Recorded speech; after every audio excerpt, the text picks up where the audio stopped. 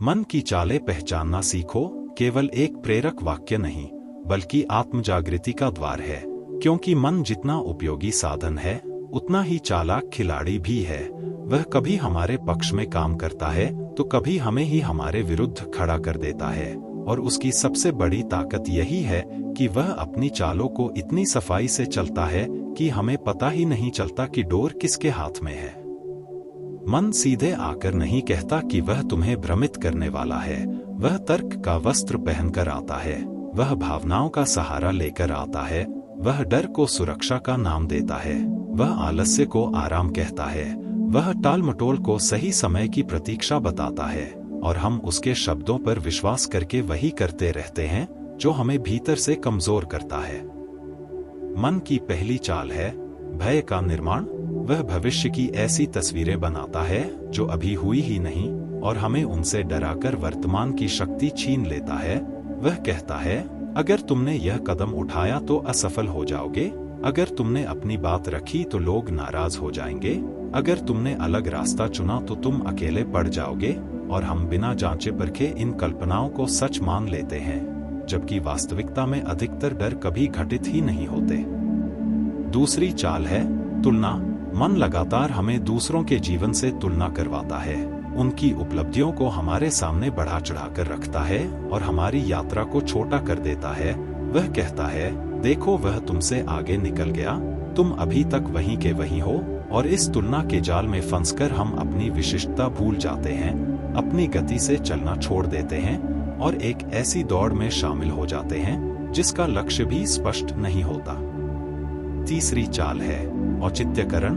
जब हम कोई गलत निर्णय लेते हैं या अपनी कमजोरी के आगे झुक जाते हैं, मन तुरंत हमारे पक्ष में वकील बनकर खड़ा हो जाता है और कहता है, तुम्हारे पास और कोई विकल्प नहीं था, सब लोग ऐसा ही करते हैं, थोड़ा समझौता करने में क्या बुरा है।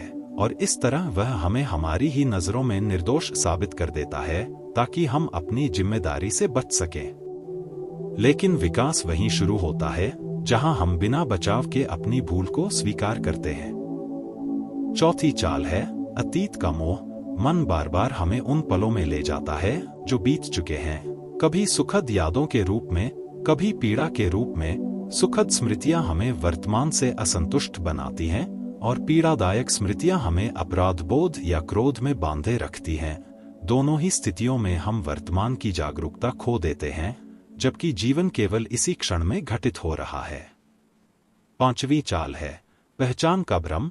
मन कुछ भूमिकाओं, संबंधों और उपलब्धियों को हमारी पहचान बना देता है। मैं सफल हूँ, मैं असफल हूँ, मैं त्यागी हूँ, मैं पीड़ित हूँ, मैं श्रेष्ठ हूँ, मैं कमतर हूँ। और फिर वह हर अनुभव को इन्हीं लेबल्स के चश्मे से दिखाता है। यदि कोई घटना हमारी बनी बनाई पहचान से मेल नहीं खाती तो मन उसे अस्वीकार कर देता है या उसका अर्थ तोड़ मरोड़ देता है। परिणाम यह होता है कि हम बदलने से डरते हैं, क्योंकि हमें लगता है कि हमारी पहचान टूट जाएगी। छठी चाल है अहंकार का सूक्ष्म खेल। मन हमें यह विश्वास दिलाता है कि हम दूसरों से अलग और विशेष हैं, और यह विशेषता कभी श्रेष्ठता के रूप में तो कभी हीनता के रूप में प्रकट होती है। श्रेष्ठता हमें दूसरों से दूर कर देती है और हीनता हमें स्वयं से। दोनों ही स्थितियां अलगाव पैदा करती हैं, जबकि सच्ची समझ यह है कि हर व्यक्ति अपनी यात्रा में है और तुलना की कोई आवश्यकता नहीं। सातवीं चाल है टालमटोल। मन कहता है, कल से शुरू करेंगे, अभी मूड नहीं है, थोड़ा और सोच लेते हैं। और इसी सोच विचार में साल गुजर जाते हैं। मन जानता है कि यदि तुमने आज पहला कदम उठा लिया तो उसकी पकड़ ढीली पड़ जाएगी, इसलिए वह तुम्हें विश्लेषण के जाल में उलझाए रखता है। वह इतनी जानकारी इकट्ठा करवाता है कि तुम निर्णय ही न ले पाओ, और इस तरह वह तुम्हें सुरक्षित भी रखता है और स्थिर भी, लेकिन यह स्थिरता ठहराव बन जाती है। आठवीं चाल है भावनात्मक लहरों में बहा देना। जब क्रोध आता है तो मन उसे न्याय का नाम देता है, जब ईर्ष्या आती है तो वह उसे प्रेरणा का रूप दे देता है, जब दुख आता है तो वह कहता है कि तुम सच में बहुत बदकिस्मत हो, और हम भावना को देखने के बजाय उसके साथ बह जाते हैं। यदि हम एक क्षण ठहरकर केवल यह देख ले कि मेरे भीतर क्रोध उठ रहा है, तो क्रोध की शक्ति आधी रह जाती है। लेकिन मन चाहता है कि हम कहें मैं क्रोधित हूं, ताकि पहचान भावना से जुड़ जाए और वह लंबे समय तक टिक सके। मन की चालों को पहचानने का पहला कदम है साक्षी भाव। अपने विचारों को पकड़ने की कोशिश मत करो, उन्हें दबाओ मत, उनसे लड़ो मत, बस उन्हें आते जाते देखो। जैसे आकाश बादलों को गुजरते हुए देखता है, वैसे ही तुम अपने मन के विचारों और भावनाओं को देखो। जब तुम देखने वाले बन जाते हो तो मन की चालें धीरे धीरे स्पष्ट होने लगती हैं, क्योंकि उनकी शक्ति तुम्हारी अनजानी सहमति से आती है। जैसे ही जागरूकता आती है, मन की पकड़ ढीली होने लगती है। दूसरा कदम है प्रश्न करना। हर विचार पर विश्वास मत करो, अपने मन से पूछो, क्या यह तथ्य है या कल्पना? क्या यह डर वास्तविक है या अनुमान? क्या यह निर्णय मेरे विकास में सहायक है या केवल मुझे सुरक्षित रखने की कोशिश? जब तुम प्रश्न करते हो तो मन का जादू टूटने लगता है, क्योंकि वह अंधे विश्वास पर टिका है। तीसरा कदम है शरीर से जुड़ना। मन अक्सर हमें सिर के भीतर कैद कर देता है, विचारों के चक्र में घुमाता रहता है। यदि तुम अपनी सांस पर ध्यान दो, शरीर की संवेदनाओं को महसूस करो, तो तुम वर्तमान में लौट आते हो और मन की कहानी से थोड़ी दूरी बना लेते हो। चौथा कदम है स्वीकार। मन की चालों को पहचानकर उन्हें कोसना नहीं है, क्योंकि मन दुश्मन नहीं है, वह केवल तुम्हें बचाने की कोशिश कर रहा है। भले ही उसका तरीका सीमित और पुराना हो, उसे धन्यवाद दो कि उसने तुम्हारी रक्षा की और फिर धीरे से नया मार्ग चुनो। जब तुम संघर्ष नहीं करते, तब परिवर्तन सहज होता है।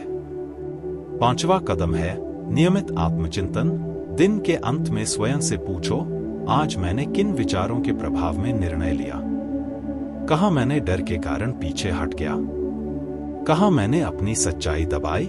यह ईमानदार समीक्षा मन को दर्पण दिखाती है और धीरे धीरे उसकी चालें कम प्रभावी होने लगती हैं। याद रखो, मन को पूरी तरह शांत करना लक्ष्य नहीं है, लक्ष्य है उसके साथ सचेत संबंध बनाना।